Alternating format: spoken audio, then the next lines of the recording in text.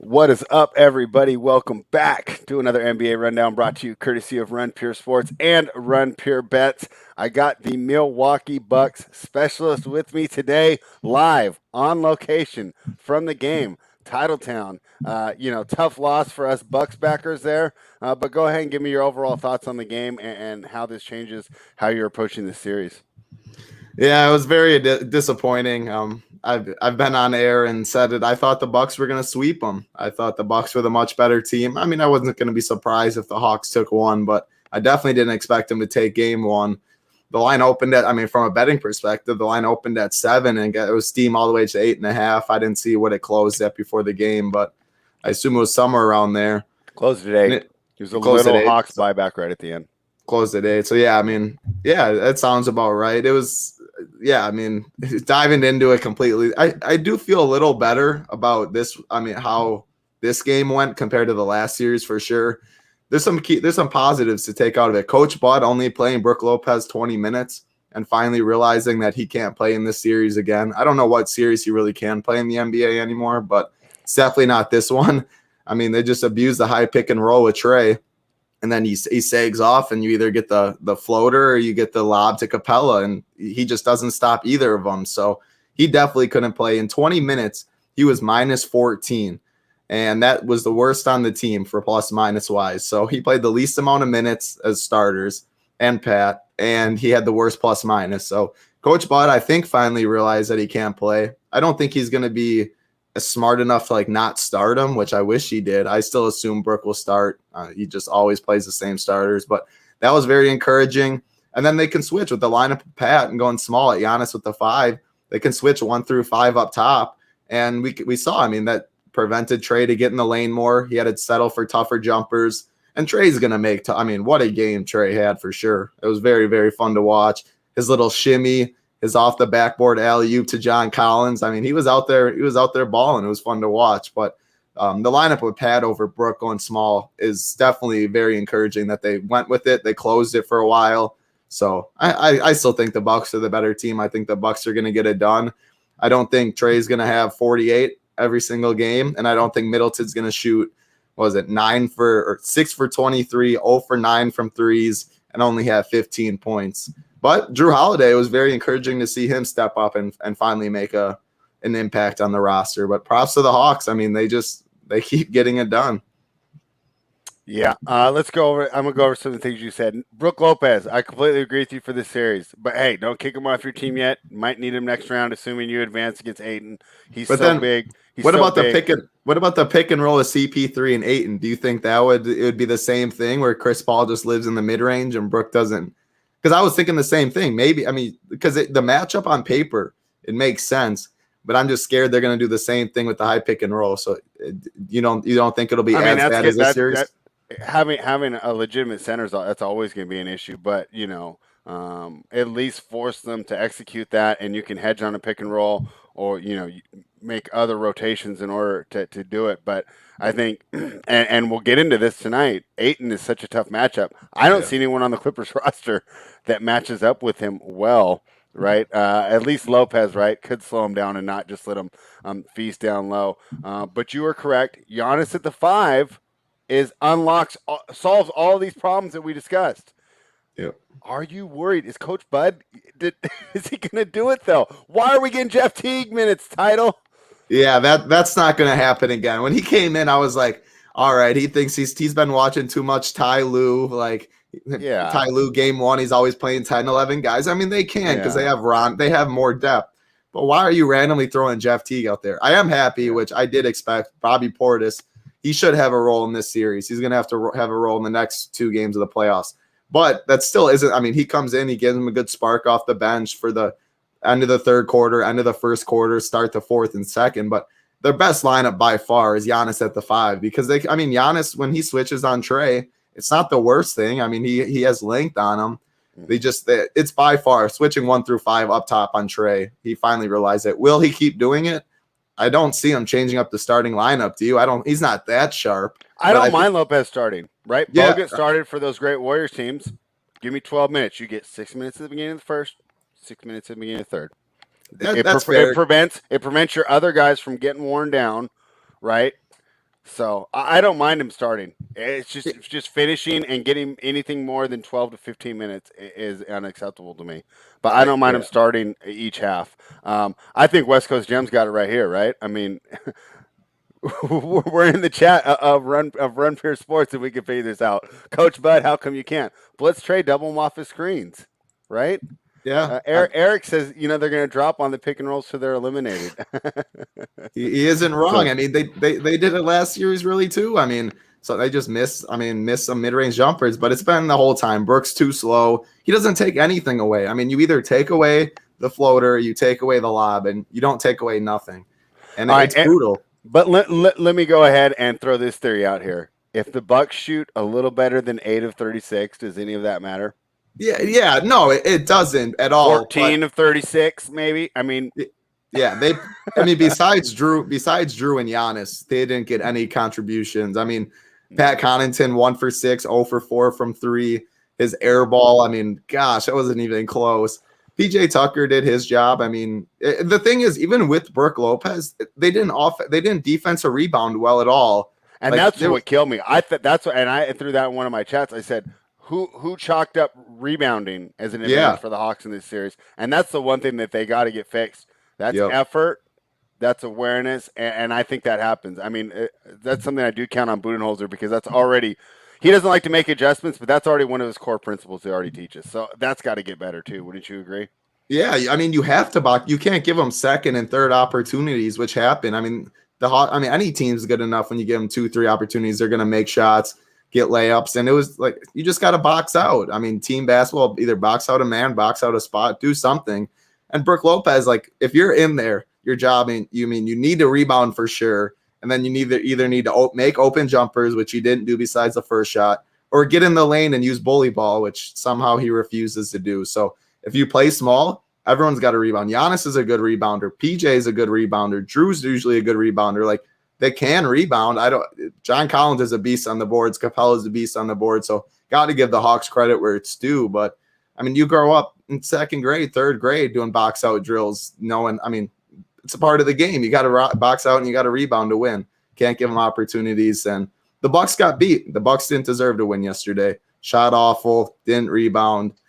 Yeah, there's no other words. Good for the Hawks. I want action on the Bucks series. I see it's -210 on DraftKings Sportsbook. It was all the way down to -180 at one point on Bookmaker last night, and it was funny because two guys. There's a guy in my chat and someone we didn't know, but he kept popping it, and then another guy kept popping it back, and then he kept popping it. And so finally, the guy said, "Hey, I'm the guy popping it back.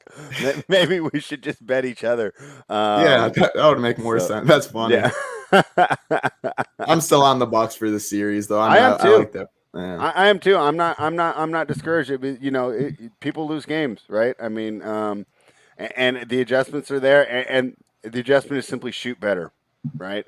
Let's just make that awesome adjustment that all coaches love to make of start making your open 3-point shots, right? 8 of 36. I mean, it's just so easy to see where they get those extra points. And then one last thing I want to say: Trae Young's awesome. Trae Young deserves all the credit in the world. Trae Young was the best player on the Hawks team last night. But Clint Capella was the reason they won that game. And don't tell me he wasn't. He completely dominated down low, and he took away the one advantage that the Bucks needed to exploit. And you mentioned it earlier, and that was the thing. So it's just like, I know everyone says, oh, Trae's this, Trae's so cold, Trae's so that. You know what I'm saying? If Okongwu played 48 minutes, we wouldn't be talking about this, right? Capella was, to me, the MVP of the game. So did you have anything else on that game or that series, or you want to start jumping into tonight? No, yeah, I think we hit it pretty well. It'll be a good series. I mean, I thought it was going to be Bucks in form pretty easy. I was completely wrong. It looks like we'll get a good series, and we'll see. Tonight's a big game to see if the other series is going to be good or not. So, yeah, let's dive into it. Yeah, okay, so let's talk about tonight. And we had kind of previewed it a little bit, when we talked about Brook Lopez and where he might be useful, and that is on Mr. DeAndre Ayton. And Title, I kind of have a feeling they don't have an answer. Zubac simply isn't good enough. Morris isn't big enough. I mean, Boogie, you're just going to laugh if I mention Boogie as an answer, right? I mean, he should be getting 0 minutes. It was just game one, I understood, right? The 36 hours was complete BS, and I understand and NBA didn't have a choice, this and that. TV contracts rule the world. But game two, Boogie minutes. It was unacceptable. I really don't know what to expect from the center position. I think DeAndre Ayton goes off here. What do you think of this matchup tonight? And do the Clippers get it done and extend the series? Yeah, I mean, speaking of DeAndre Ayton, he's finally coming into what people expected him to be at. I mean, out of Arizona, he was a man child at Arizona. He's got all the skills. I mean, he can shoot mid-range jumper. He's big. He can rebound. He's got it all, and it's all come together, and we're seeing it, and it's awesome. Zubac's their best chance by far on Boogie. Ty Lue, I thought there was some things that throughout the year, regular season, that I scratched my head, but he's coached a very good playoffs, and he made the right adjustment where, I mean, you can't go Terrence Mann or Marcus Morris on Ayton. They're just too small down there. And he's not as much of a liability as Gobert was. So Zubac in the starting lineup I thought was good. But at the end of the day, DeAndre Ayton's just a better basketball player. He can square up, hit a mid-range jumper. He can take you down low. The pick and rolls with Booker, and now Chris Paul's back in action. I see -1. And at the end of the day, I'm just going to keep taking the better team in the series. And the Suns are the better basketball team. I've rode the Suns all year. This is a must-win for the Clippers for sure, but at a price at -1, I'm just going to keep taking the better team and bet. I'm on the Suns today. All right. Well, we will be able to do some smack talking after the game because I'm going to go ahead and take the Clippers here. And my idea is we made a little flow chart, in one of the NBA groups where I discuss stuff, right? And it was on Marcus Morris props. And we said, is Marcus Morris at home? Over. Is he on the road? Under.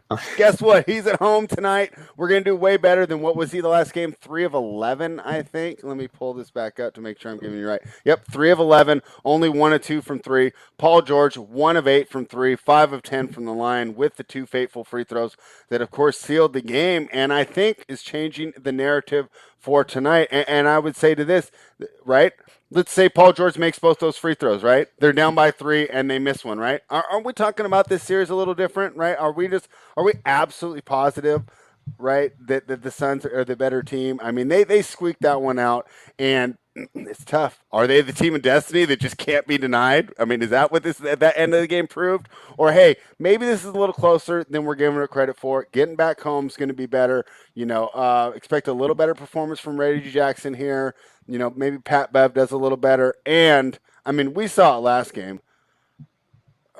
The friendly whistle, do you think that's going to continue? Because I thought it was absolutely terrible. I actually did not get involved in that game. I watched as a fan. I texted my buddies and said, thank God I didn't bet tonight because, you know what I'm saying? First of all, it's an exciting, wonderful game, that you just watch and be a fan of. And 2, I mean, how stressful was it back and forth? But do you agree with me? I mean, some of those whistles and those reviews were just egregious tonight. It seems like the league has a vested interest in keeping the Los Angeles market alive.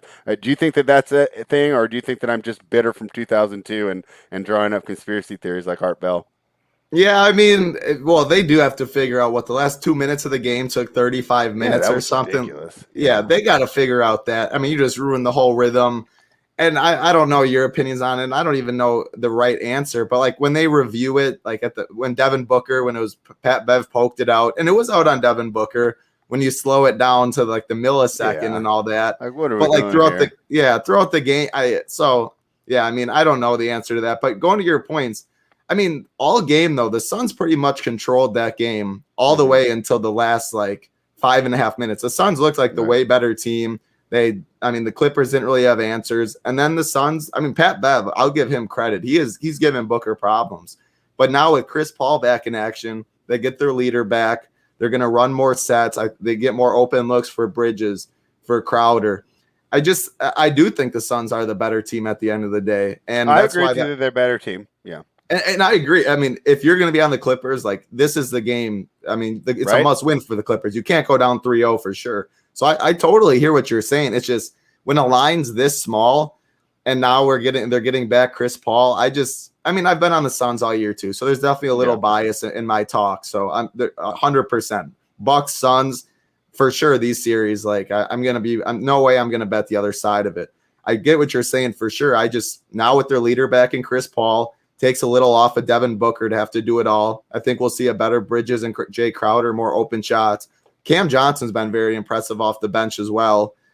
I just think they're the better team at the end of the day. But you are totally right. I mean, if Paul George makes both those free throws, like the Suns were collapsing. I mean, it should have been a 1-1 series. The Clippers at the end of the game, in the last 6 minutes, they were the better team, and the Suns kind of fell apart. They got lucky to win that game for sure. But up until then, the first 4 minutes or whatever, the Suns were the better team, I thought, top to bottom, and the score was showing it. So I totally get what you're saying. It should be a good game, -1, +1. At the end of the day, I do just think the Suns are the better team, and getting Chris Paul back, I think, is very big. Yeah, I mean, my concern, right, is that I think if we pulled up the video when the Suns went back to Denver, I think I pretty much said the same thing, and we know how that turned out, right?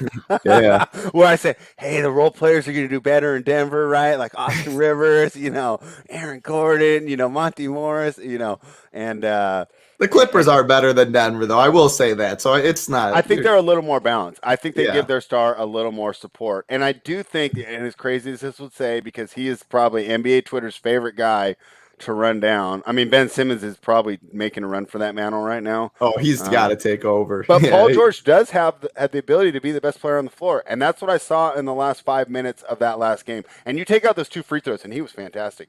Big three. Got to the rim, knocked down free throws before that, 2-2 from the line.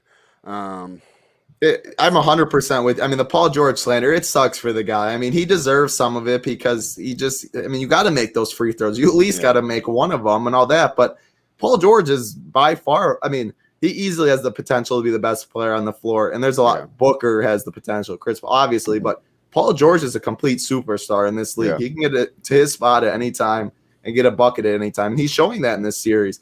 And he makes others around him better. So 100%, they have the superstar and the supporting cast way more than the Nuggets. I mean, Nuggets have Jokic, but that's pretty much all they had was Jokic. So yeah, I agree. Paul George, it's +1, -1 at the end of the day, and what it comes down to for me. I hope it's a good game though, and to be honest, I hope the Clippers win because I don't want the Suns to go 4-0 or 5 or 4-1, and then Suns get all this rest and. I mean, the Hawks stole game 1, so if the Bucks go to 6 games, even 7 games maybe, even though I think 5's still possible, I mean, it's not the likely outcome at all. You don't want all that rest for the one team, and then it hurts the Bucks or the Hawks, I mean, if they get it done. So I hope the Clippers make it a series, but my money's going to be on the Suns. Too short of a line. I think the better team's the Suns. And one more abstract kind of point I would make here in support of the Clippers here, right?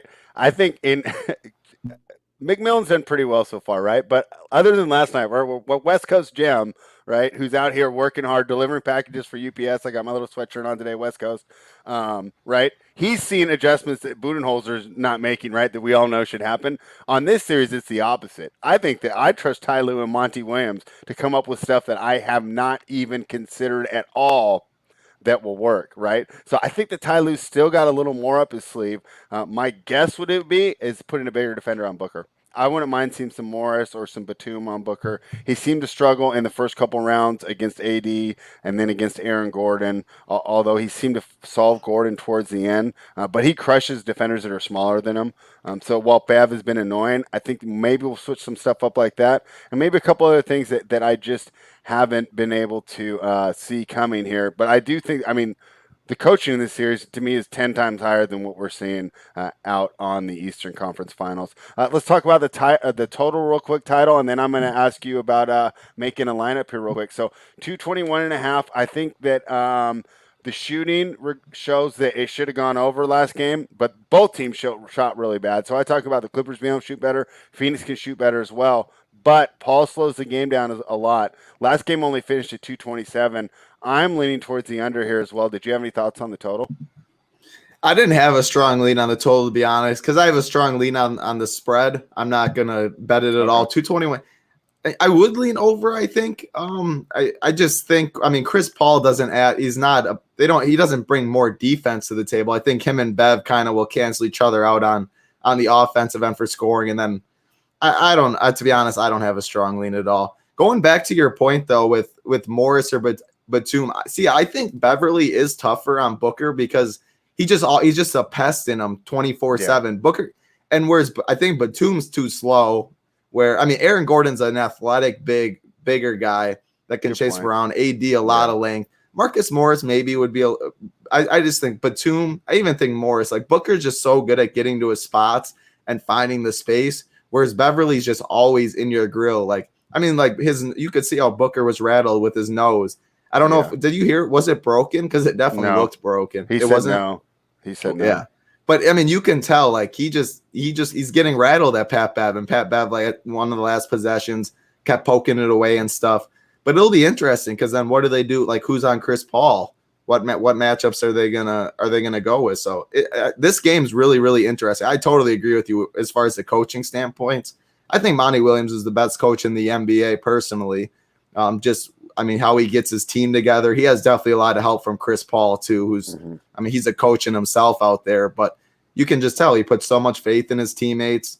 He has the right play calls. And then Ty Lue, he's out coached everyone in the playoffs that he's gone against so far. He's out coached them. So I agree. I mean, for Monty Williams, though, it's pretty easy to coach when you have, I think, the deepest roster in the league. He has the most bench pieces to make moves, right?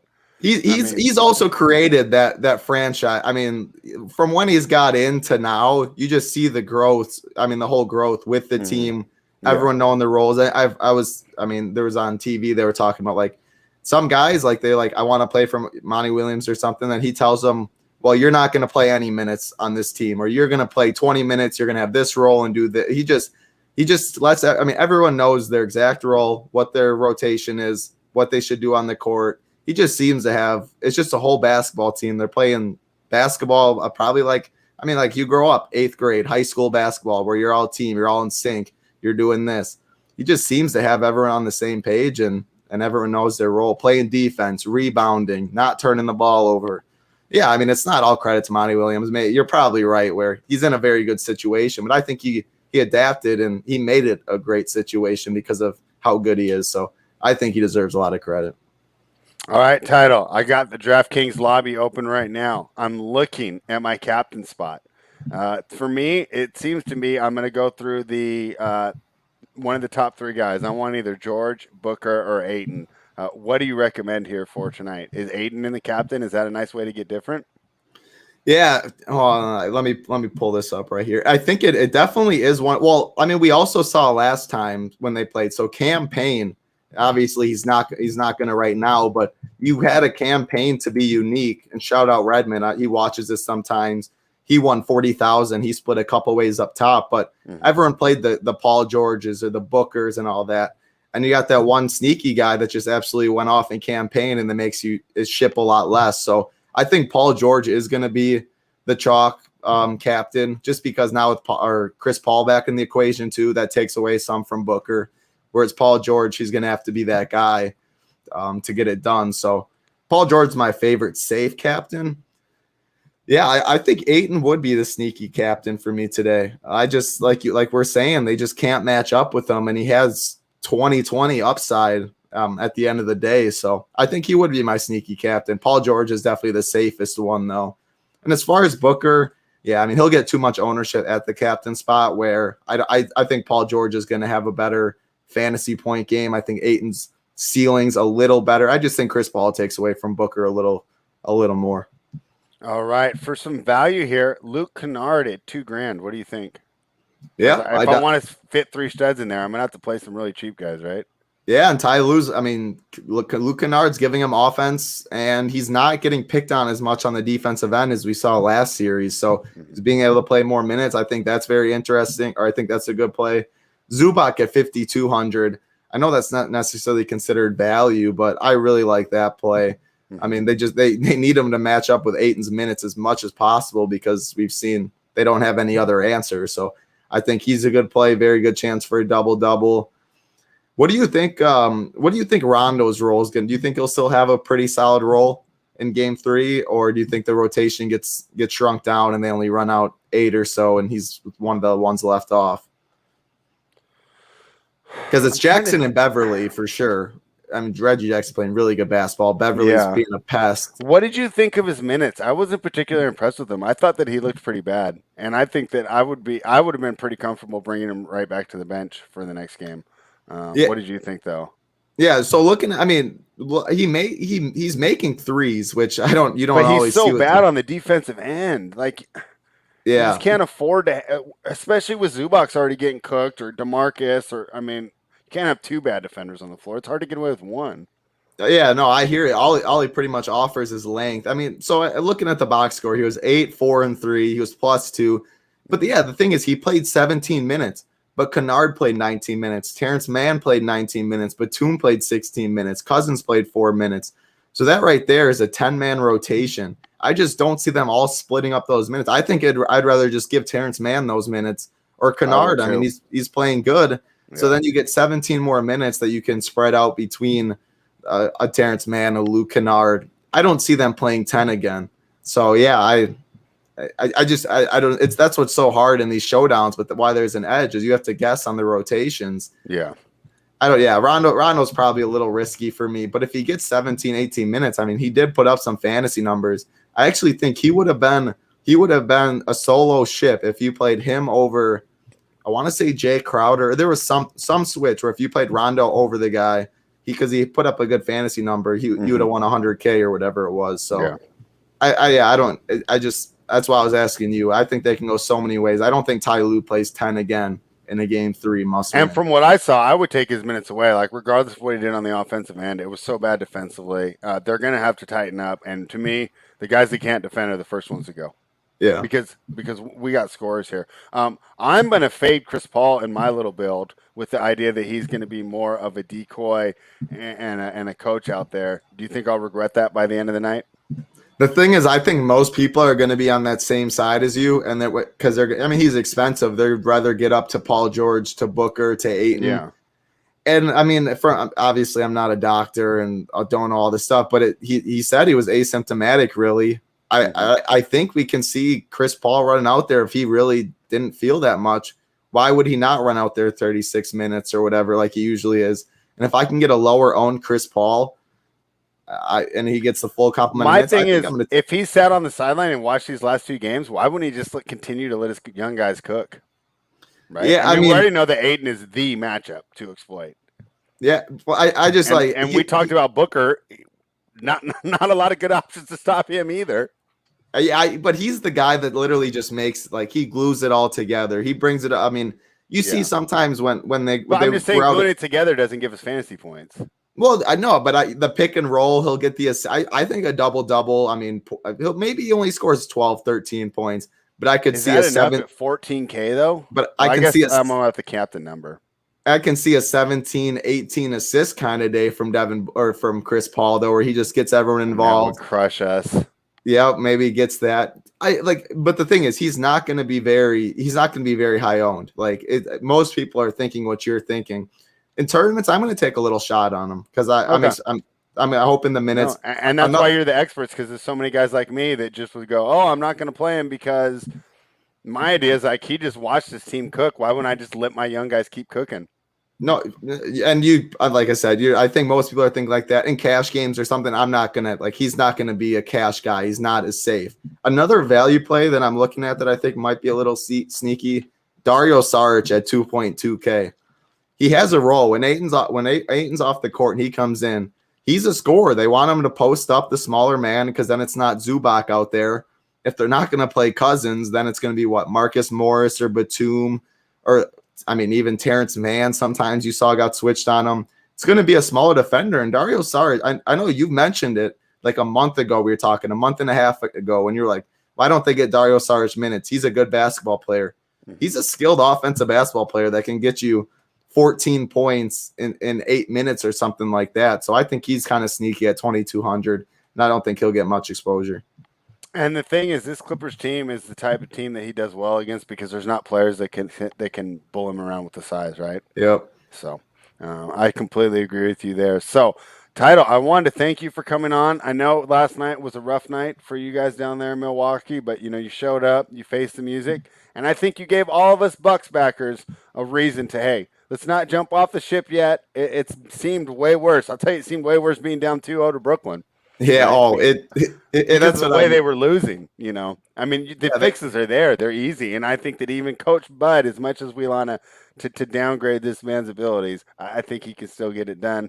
And we are opposite tonight, but we will go ahead and just ask you and make it official. Best bet for the evening, side total prop. What do you got, Title? Yeah, I'm gonna go Suns -1. I never like being on the opposite of spreads, so maybe I'll just throw half a unit or 1 unit instead of a little more. But hey, the thing is, I'm cheering for the Clippers too because I do think the Bucks get it done. I don't want a 3-0 rest and all that, but when the number is this small, I got to go with the team I've been on all year. I think they're the better basketball team. So Suns -1 is hate as much as I hate to disagree with you, spread. Hey, moment of truth tonight for the Clippers because, right? I mean, must wins sometimes overused. Not tonight. I mean, this is necessary. All hands on deck, and I expect to see everything that Ty Lue's got coming out tonight. But since we don't want to go opposite of each other. That's no fun. I'll go ahead and take the under in tonight's game. Finished at 207 last time. It's still at 221.5. We talked about Paul coming back. We don't know whether or not he'll be shooting or running traffic, but we do know that whatever he does, he's going to do it at his pace, the Yep. pace of an older player. Trust me, I know about being old. We want to take our time when we're taking care of these things, all right? So I like the under here tonight. Title, thank you for joining us. Run Pure Sports this weekend. Is there an MMA show with you? I'm not sure if we have a pay-per-view. Yeah, no, not a pay-per-view this week. I'll have a playbook up, though. It's an early card, actually, 1 p.m. Eastern time on Saturday. Yeah. And then we got basketball weekend. The Suns today. We got the Bucks on Friday. I'll be down there. I don't think I'm going to the game, but I'll be at the district cheering them on. And then we got NASCAR as always, Showdown Golf. We got golf going on right now. League of Legends. I mean, tennis, you name it. We got it at Run Pure Sports. And you guys are, I saw you guys got some picks up for the MMA already this Saturday. Keg and Joey do a great job. NASCAR is always going on. NBA bets and all that. So tons of sports going on, tons of stuff to bet on. It's a good time to be a sports fan for sure. Yeah, and I wanted to bring that up because we know that our guy Jay, the Sports Keg, absolutely crushes MMA live betting. So to give fans an opportunity for that, he's going to preempt this show on Saturday. So Tyler and I will not be with you on Saturday. Jay will be going live right when the MMA starts, and that's this usual time.